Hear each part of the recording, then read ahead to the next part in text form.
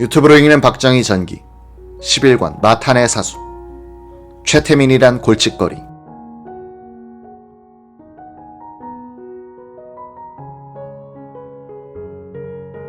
(1975년부터) 김정년 비서실장의 골칫거리가 하나 생겼다. 퍼스트레이디 역할을 하던 박근혜 씨가 구국 봉사단 총재 최태민에 대한 지원을 김 실장에게 부탁하는 것이었다. 박 씨가 모 건설업자에게 융자를 해줬으면 좋겠다는 뜻을 전해 알아보면 최태민과 관련 있는 업자였다. 김 실장은 박승규 민정수석에게 큰 영해에 대해서 오점이 생기면 안 되니 주의 깊게 관찰하라고 시킨 뒤 박 대통령에게 건의했다고 한다. 큰 영해가 필요한 돈이 있다고 하면 각각께서 저한테 얘기해 주십시오. 소리 안 나게 돈을 만들어 각각께 드리겠습니다. 박 대통령도 그렇게 하겠다고 했으나 최 씨에 대한 정보 보고가 끊이질 않았다. 수석 비서관 회의에서도 자주 거론됐다. 최 씨는 구국 봉사단을 이끌고 새마을 사업의 하나로서 새마음 갖기 운동을 한다고 했기 때문에 새마을 담당 장관이던 김치열 장관도 최 씨를 지원했다. 최태민이란 이름이 언론에 처음 등장한 것은 1975년 12월 31일자 조선일보다. 1975년 송년 소감을 밝히는 날에 그는 대한구국선교단의 총재로서 이런 글을 썼다. 인지사태를 계기로 더욱 절실해진 국방력 강화를 위해 우리 기독교인들이 생명을 바칠 각오로 구국 십자군을 창설한 것, 이와 더불어 기독교인들이 더욱 단합하게 된 것, 그리고 가난한 이들을 위한 봉사의 한 방법으로 야간 무료 진료센터를 개설한 것들이 뜻깊은 일이다. 1976년 9월 22일 박근혜 씨는 구국 여성봉사단의 수원 화성지부 결성대회에 참석하여 격려사를 했다. 수원시민회관에서 열린 이 대회에는 조병규 경기도지사 등 지방유지와 봉사단은 2,500명이 참석했다. 대통령 영해의 지원을 받는 이 단체가 준관변단체처럼 움직이기 시작했다는 증거다. 그때 최태민 씨를 조사했던 한 경찰 고위 간부는 박근혜, 최태민 두 사람의 인연을 이렇게 설명했다. 최태민은 1975년 1월쯤 박근혜 씨 앞으로 편지를 썼다. 어젯밤 꿈에 국모님을 뵀습니다. 국모님 말씀이 내 딸을 보살펴달라고 부탁하시는 것이었습니다. 그네 양의 비서실에서 이 편지를 넣어줬다. 박근혜는 편지를 다 읽고는 최 씨에게 연락을 취했다. 그때 나이 70을 바라보던 최태민은 늙은 아내와 장성한 여러 자녀를 두고 있었는데도 얼굴의 피부가 팽팽한 동안이었다. 몸집은 작으면서도 다부져 보였다. 박근혜 씨가 최초의 사회활동을 하게 된 계기는 최태민의 권고에 의해서였다. 1975년 2월 박근혜 씨는 나에게 최태민에 대해 알아봐달라고 부탁했다. 내가 최태민을 만나러 갔더니 최 씨는 당황한 모습이었다. 내가 그네 양의 부탁으로 왔다고 했더니 최 씨는 갑자기 거만해졌다. 나는 뒷조사를 시켰다. 최 씨가 자유당 시절에 경찰관을 지냈다는 것, 정규 과정을 밟은 목사가 아니라는 사실 등이 드러났다. 나는 직접 박정희 대통령에게 이 사실을 보고했다. 박 대통령은 이 정보를 그네 양에게 알려주고 주의를 주었다. 박 대통령은 의뢰 그러듯 누가 그러더라는 식으로 정보의 소스를 밝혔다. 박근혜 씨는 나에게 전화를 걸어 그럴 수가 있느냐고 섭섭해했다. 나는 그 뒤로 대통령과 그네를 만날 수 없게 되었다. 최태민과 박근혜 씨의 관계가 세상에 알려진 것은 12.6 이후였다. 박 대통령을 죽인 김재규가 재판과 수사 과정에서 박 대통령과 관련된 이야기를 하면서였다. 그 요지는 이러했다. 1978년 무렵 김재규 정보부장은 구국 여성봉사단을 실질적으로 움직이는 최태민의 비행을 검사 출신인 백광현 수사국장에게 조사시켰다. 박승규 민정수석 비서관이 여러 차례 비행 보고를 박 대통령에게 올렸는데도 먹혀들지 않아 그가 나섰다는 것이다. 최 씨가 여러 재벌 총수들이 구국 봉사단에 기탁한 수십억 원을 변칙적으로 관리한 사실, 여성 관련 스캔들이 드러났다. 김 부장이 조사 결과를 보고하자 박 대통령은 상식적으로는 이해할 수 없는 방법으로 확인 작업을 벌였다. 옛 임금의 친국을 연상시키는 방식이었다. 박 대통령은 한쪽에 김 부장, 백 국장, 그 반대편에 박근혜를 앉히고 신문하기 시작했다. 딸은 울면서 그런 일이 없다고 했다. 판단이 서지 않았는지 박 대통령은 검찰에 또 수사를 지시했다. 검찰의 조사 결과도 김 부장의 그것과 같았다. 그러나 최태민은 구국봉사단에서 손을 떼지 않았다. 그는 명예총재로 뒤로 물러난 것 같았지만 총재가 된 박근혜에게 계속 영향을 끼쳤다. 12.6 사건 뒤 김재규는 강신옥 변호사에게 박 대통령에게 말한 내용을 털어놓았다. 카카, 일본도 보십시오. 큰 영해는 적십자사 같은 데나 관여하도록 해야지. 이런 데서는 손을 떼게 해야 합니다. 박근혜 씨는 김 부장에게 왜 남의 프라이버시 문제까지 조사하느냐고 항의했다는 것이다.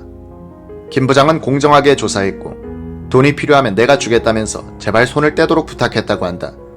김재규는 명예총재로 물러나서도 구국여성봉사단에 대해 계속 영향력을 행사하고 있는 최태민에게 집요한 관심을 두었다.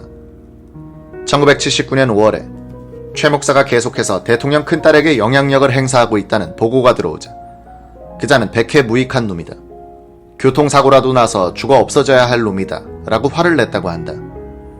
5.17 직후 계엄사에서는 최 씨를 붙들어가 부정사실과 축제사실을 확인했으나 박 대통령의 가족과 관련된 사안이라 덮었다는 것이다.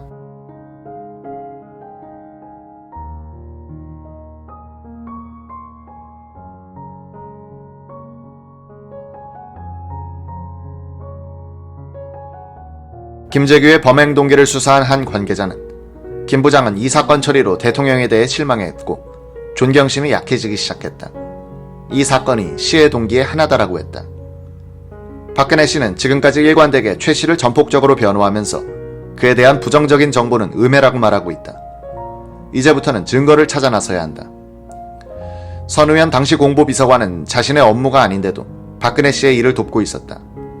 그가 생전에 남긴 비망록에 이런 구절이 보인다. 1977년 9월 20일 지난 9월 12일 밤 대통령은 근혜양과 김재규 중앙정보부장 및 백광현 정보부 7국장을 배석시킨 가운데 구국봉사단 최태민의 부정부패와 뇌물수수 혐의에 대해 친국을 했다. 박 대통령은 오늘 나에게 큰 영예인 근혜양과 관련해 물의를 일으켰던 최태민 구국봉사단 총재를 거세하라는 지시를 내렸다. 박 대통령이 나에게 지시한 내용은 3가지였다. 최태민을 거세하고 향후 근혜와 청와대 주변에 얼씬도 못하게 하라. 구국봉사단 관련 단체는 모두 해체하고. 박 대통령의 지시를 받은 나는 곧 근혜양에게 가서 이 사실을 알렸다. 근혜양은 얼굴이 하얘지더니 낙담한 표정으로 눈물을 지었다. 안쓰러운 생각이 들었다. 제가 가깝게 다시 보고 드릴 테니 기다려봐요. 며칠 뒤 다시 박 대통령을 만난 자리에서 근혜양 문제를 여쭈었다. 카카, 큰 영예가 영부인이 돌아가신 뒤 퍼스트레이디 역할을 대리하고 있는데 하고 있던 단체를 모두 해체하면 영예의 체면이 깎입니다. 구국여성봉사단만은 계속할 수 있도록 허락해 주십시오. 박 대통령은 한참 동안 생각에 잠겨 침묵을 지키더니 무겁게 입을 열었다. 자네, 최태민을 가까이 안 하게 할 수 있나? 최와 근혜를 접근시키지 않는다는 조건을 붙여서 자네에게 허락할 테니 그건 따로 의논해서 계속 일하도록 하게. 사실 지난번에 내가 특명을 내리고 나서도 그네가 엄마도 없는데 일까지 중단시켜서 가엾기도 하고 나도 마음이 아팠어. 자네가 구국여성봉사단만을 허락해달라고 하니 나로서도 괴롭지만 어떤 의미로는 내 마음이 편안해지네. 내 뜻을 알아서 정말 잘해주기 바라네. 이제는 절대 잡음이 나지 않겠지. 내가 그간 새마음 봉사단에 관해 최태민과 관련한 보고가 올라올 때마다 가슴이 찢어지듯 아팠네. 늙음하게 애들이라도 잘 돼야 내가 마음이라도 편안하지 않겠는가. 나를 좀 도와주게. 조선일보 1977년 12월 8일자 사회면에는 대통령 영예 박근혜 양이 사단법인 구국여성봉사단의 총재로 취임했다는 1단짜리 기사가 실렸다. 구국여성봉사단과 구국봉사단은 그동안 임의단체로 활동해왔는데 이번에 구국봉사단은 해체하고 구국여성봉사단은 문공부 장관의 설립인가를 받은 사단 법인체로 발족하게 됐다는 것이다. 이 봉사단은 앞으로 충효에 바탕을 둔 새마음 갖기 운동과 사회봉사 활동 및 문화사업을 추진하게 된다고 했다. 선우현 씨는 또 이런 후일담을 비망록에 남겼다. 박 대통령이 돌아가시고 국장이 끝난 직후에 근혜양 등이 신당동 집으로 옮기기 위해 집수리를 하고 있을 때 나는 신당동 집에 갔다가 전두환 합동수사본부장을 만났다. 그는 신당동 집수리를 직접 감독하고 있었다. 전 장군, 내가 부탁할 것이 있어. 3년 전에 박 대통령이 나에게 최태민을 거세하라는 지시를 내렸었는데 그에 몇 달 못 가서 흐지부지 되고 말았어. 최태민이 다시 영애를 따라다니는 것을 박 대통령에게 보고해서 깨끗하게 처단했어야 했는데 영애가 부탁하는 통에 내 마음이 아파 보고를 못하고 오늘에 이르렀소. 그게 이제는 박 대통령의 언명이 아니라 유언이 되고 말았소. 합수본부장이니 그 힘으로 최태민을 영애에게 접근 못하도록 해주시오. 방법은 전 장군이 알아서 해주시오. 그런 부탁을 하고 난 이틀 뒤에 나는 다시 전 장군을 만났다. 선우 의원, 최태민 문제는 나도 해결하지 못하겠습니다. 선우 의원 얘기를 듣고 영애에게 최태민 처리에 양해를 구하기 위해 말씀을 드렸더니 영애가 최태민은 내가 처리할 테니 나한테 맡겨달라고 부탁하더군요. 각하도 계시지 않은데 내가 어떻게 영애의 부탁을 거역하겠습니까? 여보, 영애가 최태민에게 현혹돼 그를 거세하려는 건데 그걸 영애하게 말하는 사람이 어딨소? 전 장군의 말을 들은 나는 어이가 없어서 면박을 줬다. 몇 달 뒤 확인해보니 전 장군은 결국 최를 강원도 산골로 쫓아냈다는 것을 알게 됐다. 선우현 씨의 비망록을 읽어보면 박 대통령이 김재규 주장대로 무턱대고 딸을 감싼 것은 아니란 사실을 알 수 있다. 어머니를 잃고서 퍼스트레이디 역할에 재미를 붙인 딸에게 매정하게 대하지 못하는 아버지의 심정이 잘 드러나 있다.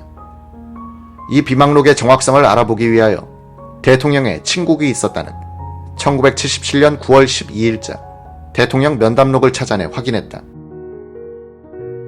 이날 오전 10시 20분부터 11시 25분까지 김재규 정보부장, 백광현 수사국장이 서재에서 박 대통령에게 보고를 올린 것으로 되어 있다. 아마 이 자리에 박근혜 씨가 불려 들어간 것으로 추정된다.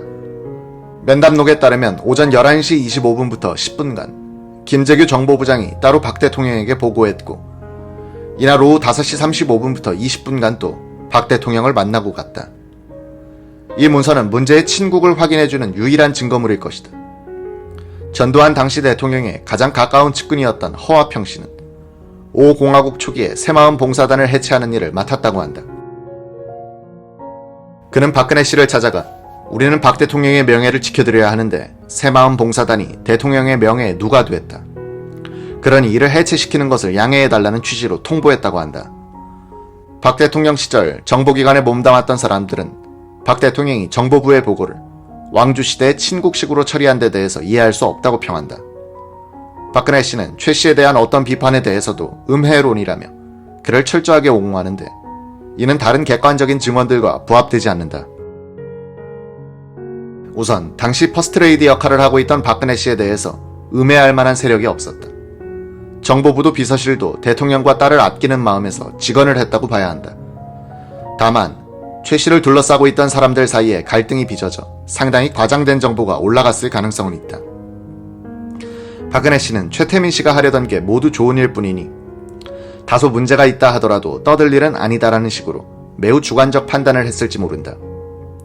구국 여성봉사단에 돈을 가져다주는 기업 쪽에서도 압력을 받아 마지못해 낸다고 했을 리는 없고 제발 받아달라는 식으로 잦은 기부 방식을 취했을 것이다. 박근혜 씨처럼 정상적 생활인과는 다른 체험에 익숙해 바닥 민심을 잘 모르는 권력의 심장부 사람으로서는 문제의식을 느끼지 못했을 수도 있다. 권력의 한복판에 있는 사람은 의외로 그 권력이 보통 사람에게 어떤 영향을 끼치는지를 잘 모르는 경우가 많다. 자신을 위한다면서 악역을 맡겠다고 달려드는 사람을 멀리하기란 그렇게 쉽지 않다. 한나라당의 전 대표인 박근혜 씨에게 최태민 건이 문제가 될 수 있는 것은 최 씨에 대한 그때의 오판이 김정일에 대한 침묵과 어떤 관련성이 있는 것이 아닌가 하는 의혹이다.